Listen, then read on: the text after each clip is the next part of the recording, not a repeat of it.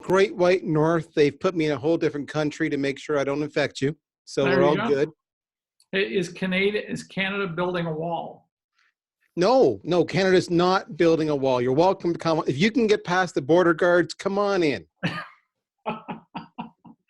Well, Darryl, I don't know if you got to listen to Beck, but the two of you are kind of staying in that same theme. And Darryl is the chief marketing officer at VanillaSoft. So she was talking about sales engagement platforms, and that when we start doing some of this messaging, then we can maybe move into a sales engagement platform. And you just happen to work with a sales engagement platform called VanillaSoft. So it's a perfect lead in, and I'm going to give you the baton and let you go. All right. So you're going to give me, do I get a screen control here? I think Stephanie has given it. There you go. There we go. Oh, And then you can press share and take over the slide deck. I've got 1,000. Let me get the right one. You don't want to see the other stuff. All right. Can you see that? Yes. Fantastic. All right. So let's refresh. I am on the clock until roughly 1:40 Eastern, 12:40 Central. Is that correct? I've got you at 12:45 Central. So you have 5 more minutes. 12:45. I get 5 extra minutes. Well, I may not use those 5 extra minutes. We shall see. Okay, guys. Let's get into it. So allow me to introduce myself. My name is Darryl Praill, and I am the Chief Marketing Officer with VanillaSoft, exactly as what was just shared. We are a sales engagement vendor. So everything all of our clients do every single day is they sit inside of VanillaSoft and they pursue their prospects using a combination of email or phone or social or SMS or video or any combination thereof, all the channels. And not everybody's heard of VanillaSoft. So, you know, this is a marketer recognizing, you know, the strength or perhaps their lack of strength of their brand. If you've heard of Outreach or SalesLoft, we do what they do. Now you have contacts. We just do it in different markets and different audiences. So there you go. I'm going to talk about something that annoys the bejesus out of all the people that you're emailing to. And that is the fact that many sales professionals today seem to have this incredible knack, this skill, this pursuit of how can they send a shitty email. Excuse my French. I'm Canadian, so I can say that. You're sending shitty emails. And you know, I know you're not doing it wantingly or knowingly, willingly, intentionally, but that's what you're doing. And you're often doing it for a variety of reasons. You're doing it because you've got activity numbers to hit. I got to send 100 emails. I got to make 100 calls. I got to. And that's how you're being measured.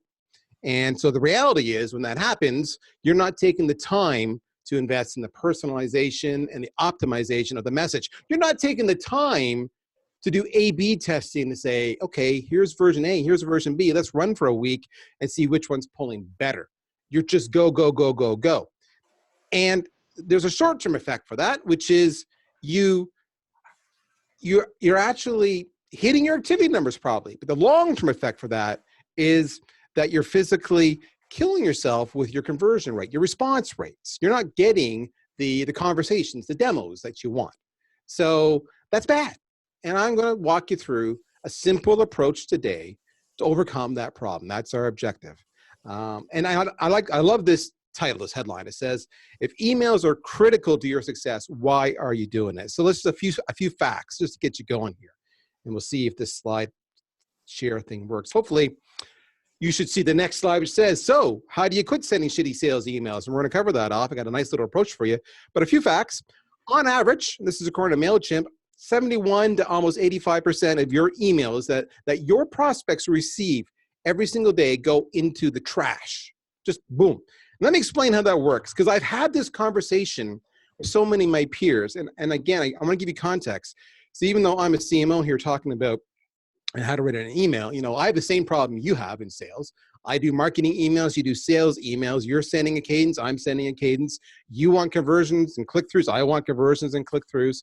But different between you and I as a sales professional versus a CMO is I also have budget. So because I have budget, because of my title, I get all your emails. And this is what happens. And it's across the board. every morning we get up and we get out of bed and we might get our coffee, brush our teeth, whatever, and we grab our phone and we go, whoosh, and then we go, yep, delete, delete, delete, delete, delete, delete. I'm not opening a damn one. I'm just deleting. And I delete down almost to inbox 0. So the question is, why am I doing that? Why am I deleting all those emails? Well, a couple reasons. One is a lot of them are shitty. I've seen the template 1,000 times. Hey, I didn't hear back from you, so I'm putting this email back in front of you again. Hey, do you have time to be on your calendar tomorrow? How about 15 minutes? Not sure you saw this. You know, the lines go on, and it's just, that's what it is. We've seen them all. And we know that you didn't send them. We know that they're machine generated. You didn't personalize it. You didn't make it about me. There's no context here. I'm just a number. So we look at a couple things very quickly. We look at the sender. Do I know this person or the company they're at? And do I value them? Even if I've never talked to them, do I, you know, if I got an email from Beck, I would stop and look at that email, all right? The second thing we do is we look at the subject line. And if the subject line doesn't resonate with us, then we're done. We're just move on because we just want to get rid of that as fast as possible. So that's the first things you need to understand. A few more things. Topo HQ, now they're a pretty cool analyst firm. They actually did a study and they determined that only 24% of emails are opened. So that's not good. And what we want to do is we want to get you past that. There's a lot of reasons why this is happening. Sometimes I mentioned it's the subject line. We look at that. So if your subject lines are bad, you're not getting opened. If we do open it, your subject line is engaging enough, and I look at it, and it doesn't fit on my screen or goes on and on, I don't have time for it. And it was probably a brilliant email. I'm sorry, it's gone. Boom, delete it. If it's not related to me, so I get lots of emails, for example, of people saying, hey, we do offshore software development. You should use us. And it's a great value prop, I'm sure. And I'm sure they're really good at what they do. But I'm the CMO. I'm not in charge of offshore software development in the company. Why are you sending me an email? It's gone. It's deleted. If I see your email being all about you, and you're going to see this in some of the samples I give you, then I delete it because I don't have time for that. If you're not adding value to me, you're not intriguing me, you're not making me go, this person gets my life, I'm going to give it a little more time. I'm going to give them 10 more seconds. I'm going to read a paragraph or two. If you don't do that, then I move on. So that's what happens. That's why we delete it. Hopefully none of that was new to you. Today we're going to cover off a few things. We're going to cover off some examples, and this is the fun part. Then we're going to go into the actual method, and we're going to suggest you consider and you utilize. And then we're going to give you some tips and tricks. And if there's any questions there, then we'll open up that conversation for that as well. I'm looking at the chat. I love the blind calendar invite. That's fantastic. Keep the questions coming. This one individual, John's wondering about email finally about to die. Actually, it's quite the opposite. Email is not about to die. Although what you're really seeing is a lot of additional channels. Just before I went live, I got a text message from somebody wanting to know about financing. I'm not in the market for financing, but apparently they've got some good deals for me right now. Never heard from them before. Okay, so let's just have some fun. Let's go in and examine some emails here together. And you tell me if you can pick out the issues, but I'll walk you through it. These are real world examples that I get. And in fact, what I did as I prepared for this presentation was I reached out to a few colleagues and I said, I want you to send me some of your examples. So what you're getting here is a list of real world examples we get. So we're going to read through it together and just have some fun. This is a very hands-on class. Sarah, not me, we do struggle with insert pain point you solve for your clients. Funny because it's true. How can I help you? Your prospects after your reps roast a pain you solve for them. Comedy roasts see comedians deliver biting truth bombs lasting no more than 15 seconds to elicit huge laughs. They're remembered and repeated by those who heard them. If your team can make your prospect laugh by highlighting a painful truth via cold outreach, do you think it could start more conversations? If you think so, or you're not convinced, I invite you to check out Virtual One Pager, home to my CEO explainer and CEO testimonial video. I can help on-site or remotely. Please get in touch to learn more. So here we go. Where do you want to start? First things first, when you see those brackets that say insert pain point you solve for your clients, that's not, I didn't delete it. That's what I got, was that. And I get this a lot. where they're supposed to personalize it. You know, they've gone, when they've set it all up, they've made the point of saying, you guys got to put something in here that's relative to the recipient's ICP, their ideal customer, your ideal customer profile, right? So what industry am I in? What's my job title? What's my challenges in my role for my size company in my industry? And so they had the greatest of intentions, but they didn't do it. The other thing this tells me, if I look at that, is because they didn't do that, they actually did very little research into me. This is a mail blast. This is clearly a mail blast. And when I see very little research, me as a recipient, I'm savvy. I get that it's a mail blast, and I understand your efficiency and why you're doing it, but I think you don't care. I'm just a transaction to you. You didn't care enough about me to make it personal. So that's the first point. A lot of the inferences, I mean, if you read this, you probably heard me as I was reading it. I stumbled a couple times. One of the things that we don't do well is we actually don't read our own emails before we send them. And if you were to do that, you would start to understand just how bad they sound or how not fluid they are. And if your recipient has to figure it out 2 or 3 times, then chances are they're just going to bail on you. They're going to bounce like a web page. You know, if it doesn't load in time, I'm out of there. It's the same thing on an email. Now, if I drill down into this, I'm trying to really understand what the recipient's trying to tell me. And it's trying to tell me that I should write funny emails and I should roast my prospects' pain points. Now, I don't know why. I don't know if there's an ROI in that, if there's any kind of science or studies that show I'll have a higher uptick. I don't know if that makes me more approachable, if my referral rate or my share rate is going to be higher. I have no idea. Does it impact my click-through rate? I don't know. And he doesn't tell me how to do it. So do I want to be derogatory? Do I want to be sarcastic? Do I want to be just polite? Canadian polite, you know, who knows? So through this whole process, what I got from this email was that the writer didn't actually add any value to me, all right? And in fact, what the writer is doing is forcing me to do all of the work. So what do I mean by that? That means I'm trying to figure it out because they didn't tell me what to do. The other thing that was really interesting, you may have noticed, he talks about his virtual one-pager. Now that naming process doesn't really resonate with me. I don't know what a virtual one-pager is. That's a missed opportunity to use a compelling title on his content piece. She just ignored. And then the other thing was they asked, you know, please get in touch. So he's making me do all the work. So those are all negatives to this email, and that's why this email got deleted. So that's the first thing. That's very common we get. Let's do the next one. This is shared to me by my friend Jason Bay. You can check him out. He's got a cool agency. Dear Jason, I wanted to send you a quick note, but I don't have your home address. So I put this letter online for you as a PDF. Click here and take a look. All the best. And then we have this wonderful PS. This is just for you, and it's very time sensitive. Please don't share it with anyone else.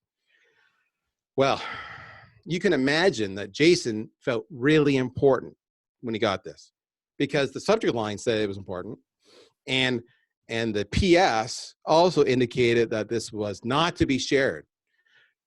But what do we start thinking about? Don't share it. It's time sensitive. Click here. Is this a phishing email? Yeah. If I click on this, am I going to get infected? I don't know. So what I'm going to do, I'm going to not click on it. He's trying to do a clickbait effect, which is very time sensitive. But you know, we're all a little cynical. We all know that drill. So we're actually not going to do that. In fact, what we're probably going to do in this whole process is we're just going to simply mark that email as spam. So we never, ever get it again. One of the things I will ask you is this. You see the PS there. I'm going to ask you folks, when was the last time you yourself, in an email that you sent to a colleague or a friend or a peer, put a PS on an email? You don't. So best practice here is not to use a PS. It's catchy. It's kitschy. One thing he did do a good job on here, though, is the brevity. This is a nice, short email. So there's that one. Let's move on to the next one. checking in. Hey, Darryl. Dear Darryl, sorry. I know you would see tremendous success on company name, and that one actually was, I blanked that out so to protect the sender. Our goal is to help you, in other words, it'd be like saying, if I was sending it, I know you would see tremendous success on VanillaSoft. Our goal is to help you reach your business goals as we're able to identify customers at the lowest possible acquisition price and drive more users down the funnel towards purchases. Please let me know when you're available this week for a quick chat. And if this is something you're not interested in at this time, please let me know that as well. Looking forward to hearing from you. So there's a lot of things around here. At first glance, you might think, well, what's wrong with that? Well, let's walk it through. They're making a lot of presumptions. I know you would see tremendous success on our product, our service. Well, how do you know that? Do you have customers like me that are case studies that you can show? I mean, how do you know that? Because I can make that claim too, and it's just empty and vacant. So already I'm questioning your credibility. It feels like fluff. You're offering to help me achieve my business goals, obviously because of your product or your service, but you have no idea what my business goals are. And you've not made any reference to what my business goals typically are for somebody in my industry or somebody in my title or somebody in my type of company, like in my case, a software as a service company. Where they do, it is a little more interesting. Things like, lowest acquisition price, I get interested. I'm intrigued because I'm cheap. So if you can offer that, that's great. Moving users down the funnel, I want to do that. I'm always about moving from top of funnel to middle of funnel to bottom of funnel. So you've got my attention. But again, you're not explaining to me how you're going to do that. What they could have done to make this email better, because it's actually not horrible, was they could have actually used some empathy and talk about the pains I must be experiencing, the challenges. You could reference other clients in the same industry and quote some stats. You can quote some benefits they've achieved, and then you can draw it back to your actual benefits. Because of that, then they were actually able to lower the cost of acquisition, and then their transition from stage 1 to stage 2 to stage 3 of the funnel, et cetera, dramatically went up, X basis points. That would have caught my attention. It would have caught my attention because it wasn't you saying it, it was somebody else. If I really wanted to, I could go on LinkedIn, find out who they are, give them a buzz and say, I just got this email. Is this true? So that's the whole thing you got to be careful of. What I see from this is in the end, it's a lazy email. They had a good bones, but they just didn't finish it. They didn't personalize it. Let's go on to the next one here. Dear Darryl, I know you're doing great. I just called you and left you a message. I want to reintroduce our company and have the opportunity to tell you all the new things that are improvements we've done throughout these years and about us. Hey, we've been in business for 12 years. Our expertise, blah, blah, blah, ERP, telecom, market automation, AI, security, content syndication. What you see with this one is this is what I just call throw it at the wall. They do everything. They do demand gen, they do AI, they do ERP. Oh my God, these are worlds apart, but they do it all. And what this tells me is you do nothing well. You are just praying that one of those things I'll go, oh, damn. I need some marketing automation. I wonder if these guys can help me. That's not what I'm going to do. If I have help from marketing automation, I'm going to bring them to Google like everybody else does, or to a review site like G2 or Trust Radius. So, this could have been better if it was more focused. The last thing that's tough about this one that so many of you are guilty of, and it's really subtle. If you didn't catch it, I'd be curious. Nowhere in there do I really see the word you. I mean, what I see a lot of, it's there, but what I see a lot of is I, we. This whole email is about them. None of it is about me and what you can do for me. And because of that, that email went in the garbage because I'm sure you're a wonderful person, but again, I don't have time for you.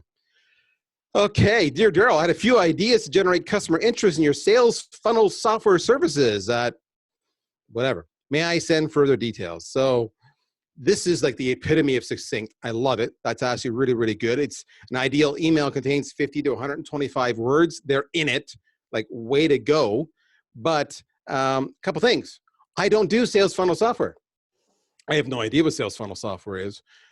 And because of that, now they have some ideas. Well, I got ideas too, right? And I don't have time to brainstorm ideas. In fact, I've got peers. I have a team. I have LinkedIn confidants I go to and mentors and advisors. So who are you? I don't know you from Adam. So why would I ask you, of all people, for your ideas? You could have maybe attached some content there that might have showed me that you were an expert at what you're doing, but you didn't, so it's a missed opportunity. Next one, application development services. Hey, I'm working with a renowned Asian-based IT company that is engaged in providing a long chain of mobile application development services, and it goes on. They develop a whole bunch of mobile apps. So again, this whole thing doesn't convey anything. It tells me what they do.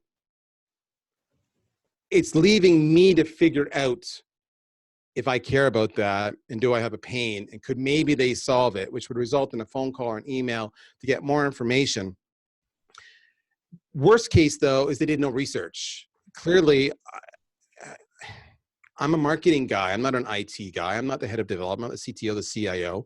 Why are they sending this to me? Some simple research would have gotten this out of my inbox. And because it's not really related to me, and I really hate all the emails I get, and I have a lot of things to do, I physically move it on. Delete it.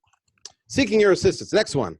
I'll do my best to keep this compilation short and to the point, for I can only imagine the demands on your time and your myriad pursuits. Good language, right?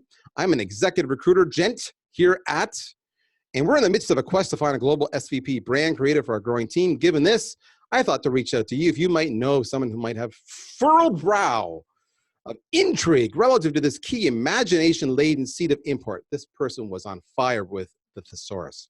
I could type more. If need be, instead to leave a revered source, fallow would cost me to lose a strong measure of REM sleep. Okay, so this is a classic case of writing way above your audience. So you want to make sure you keep it down to the, for us, we focus on grade 5 level. Great tools there like Hemingway you can use to help you do that. It'll show you what level you're writing at. But in all of this, it was a painful read. Lots of phrases, lots of jargon, lots of filler. Right? He could have got to the point a lot faster. It didn't read well. So let's just move it along in the essence of time here. Let's show you how you should do it. How you should do it is what we call the reply method. And this is short, sweet. It's a 5-step process. And you can see this one right here if I were to read it to you. It starts with R for result, then goes to E for empathy, then goes to personalization, then goes to laser focus, what it means to them, and then it's all about them, right? So the reply says, did you know that 7 out of 10 people will, the result, I'm sorry, 7 out of 10 people will see your video headlines, but only 3 out of 10 will actually click on it. Oh, okay, I'm intrigued enough to read on. They're speaking to a pain point. We make top quality explainer videos for software companies, as well as craft nifty headlines and descriptions that can increase the views by 25%. Benefit statement, it matters to me. That's all a result. This matters to me. Empathy. I guess you would agree that video making can be creatively exhausting and time consuming. Yes, it is. It's a pain in the ass. So that is empathy. They get my life. They're not selling me Asian IT services. Personalization. As a marketer, this is a colleague. It's disappointing that when such an attempt doesn't generate even half the leads. Yes, it is. It annoys the hell out of me. Laser focus. So for that, we combine the power of words and visuals to help you get at least 25% or more results to begin with. We have already achieved tremendous results for ABC company and XYZ companies in the last 6 months. I can go Google them. I can go look them up. Maybe I know them. Maybe they're my industry. So for you, could we get on phone at 10 a.m. tomorrow to discuss this? If this doesn't work for you, please let me know a time and data that does. So this one is good in so many ways because it actually gave me options. So it recognized it may not work. It just didn't stick with the one, and it gave me options. So that's the result method, RESULT, result, empathy. Then you want to get the actual, P for personalization, sorry. The reply method, REPLY, result, empathy, personalization, laser focus, and U. So let's go into each one in detail. So result, this is the first one, right? So as the slide here says, the whole point of the results-centric statement is to hook them right away. You've only got them for a few seconds. You want to hook them right away. And then you want to give them context. How does your product help with that hook? Okay, now I know what you do, or at least I know why I would talk to you more, and I have context of what you do. All right, so the problem we have here is that so many reps are really excited about their product, that they forget to make it about me. They want to tell me about their product. So that's your challenge. You don't want to be vague. You want to be super freaking specific. The more specific you can be, the better. So think about this. If your product or service has five key value props that you're speaking at, each of those props should be one email or one touch. Just one pain point, and that's it. And tell me why that pain point really is empowering, why it's differentiating, and the agony it's probably causing me, especially in my role of what I do, and how you've affected people. Because the next email can focus on that second pain point, the next one, the third one. Too many are focusing on trying to get as many pain points in there as once, hoping again something sticks. So that's that. Result. Empathy. Here we go. The sender is aware of how disappointing it can be if the video doesn't work all the time and you put a lot of effort into it. And that's true. I made a video this morning, ironically, and I uploaded it to LinkedIn and it crashed on me. And I was annoyed as hell because I had more things to do and I had to get it captioned and I paid to have it captioned. My schedule's stupid. I was supposed to captioning it myself, saving money. Empathy is where you really establish that bond, where I feel like you get me. You are a colleague and not a salesperson, and that you actually know what you're talking about. And then where it's before I mentioned, why would I go to you for advice? If you show me empathy and you're a compassionate ear, I'm going to possibly call you back to hear from you. Never forget, it's always about your prospect. Okay, next one up, personalization. So personalization, let's talk about that. As a sales rep, you're always under this massive stress to finish the email. We talked about at the beginning, the whole activity concept. And that's what stops you from personalizing it, but that's also what kills you from having the results you want. So what you need to do is start personalize the greeting, personalize the message, personalize the paints, personalize the industries. The best emails I get are when somebody said, I saw you make a comment on LinkedIn to ABC company or to John Doe or to Susie Smith about this. Boom, you were looking at my feed? Okay, I'm vain. Tell me more. I want to hear, connect with me. So that personalization is brilliant. But the biggest part here is when you personalize it, you're showing me that you understand where I'm coming from. You understand my pain. And therefore, if you understand my pain, there's a good chance you have a fix, or at least you can point me in the right direction. So that's personalization. Laser focus. Okay, so I alluded to this a little bit before where I said you could have 5 pain points. You just hit them with 1. That's the laser focus. The other part about it is if you go on a laser focus, you can keep your emails super tight. The more you throw at it, hoping something sticks, the longer your emails get, the more verbose they get, the more I zone out, the more it doesn't fit on my screen. But if you're laser focused on one issue, then you're going to get my attention. And you want to be as specific as you can in the process of doing that. So that's the laser focus. All right. You. Okay, let's talk about you. You guys ever gone on a date? I'm married 30 years now. It's been a while for me. But when I dated, and all they did was talk about themselves, or you meet somebody new at a networking event, and all they do is talk about themselves, blah, blah, blah, blah, blah. And what do you go, and then you walk away. Where if someone's asking you questions, it's a topic you know, it's a topic you love, it's a topic you're comfortable with, especially you're antsy, there's stuff going on, I got deadlines, I don't know this person in front of me who's sending me this email. Oh, but you want to know about me? I got time for you. I can rearrange my schedule. If you do that, I'm going to feel like you're not looking for the commission check. I'm going to feel like you're looking to help. So that, my friends, is the reply method. It's as simple as that. Now, I promised you some tips and tricks when we began. Here's some great stats I've pulled together.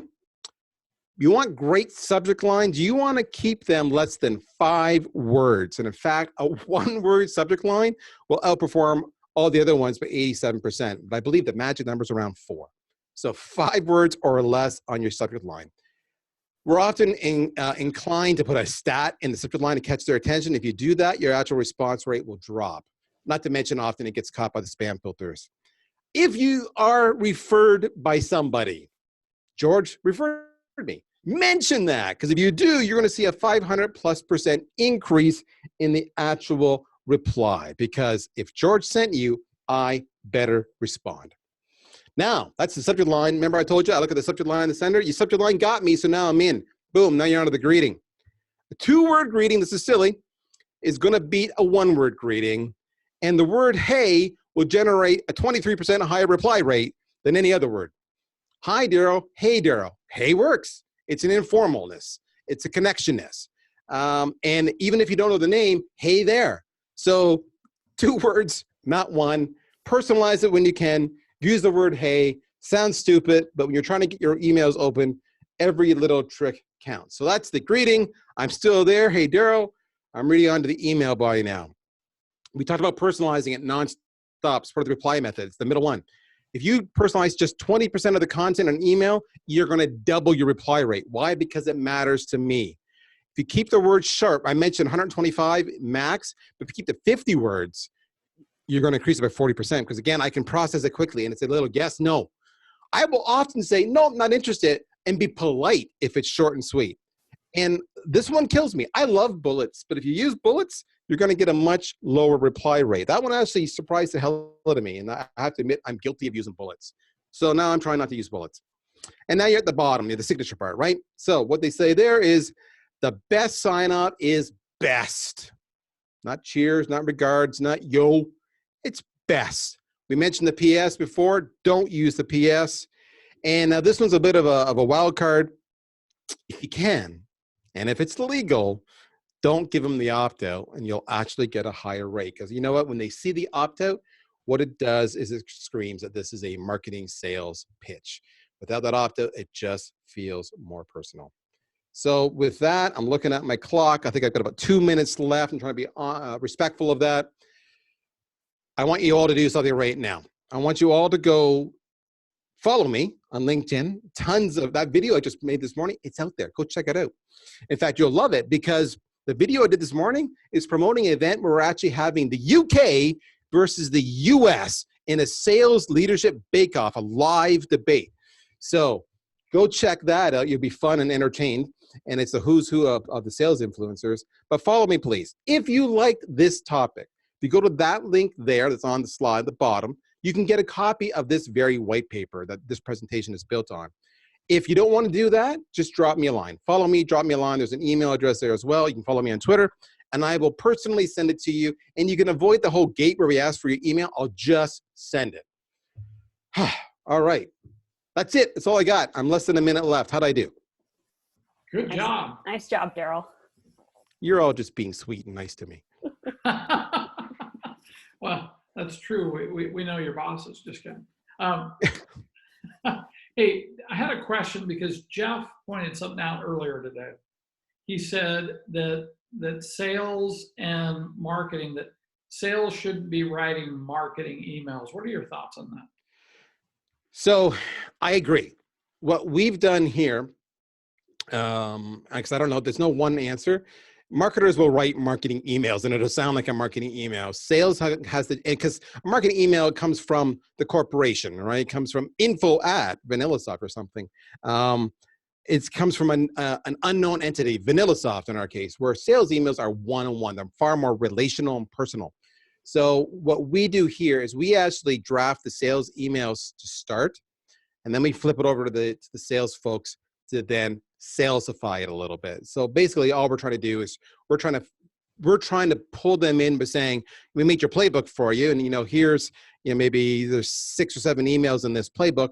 And we hit, like, as I said earlier, 5 emails, 5 talking points, stats, here's some additional content. Now you go and personalize it. You make it you. Because in the end, what we want is we want a customer experience that's seamless. So if they get an email from John Doe, the sales rep, or Susie Smith, the sales rep, we want that email they got to be the exact same experience when they get on the phone with them or they get subsequent emails from them, and marketing's out of the loop. So I fully agree with that. Wonderful. So thank you so much, Darryl. And look forward to travel restrictions ending so we can see each other face to face again. I love it.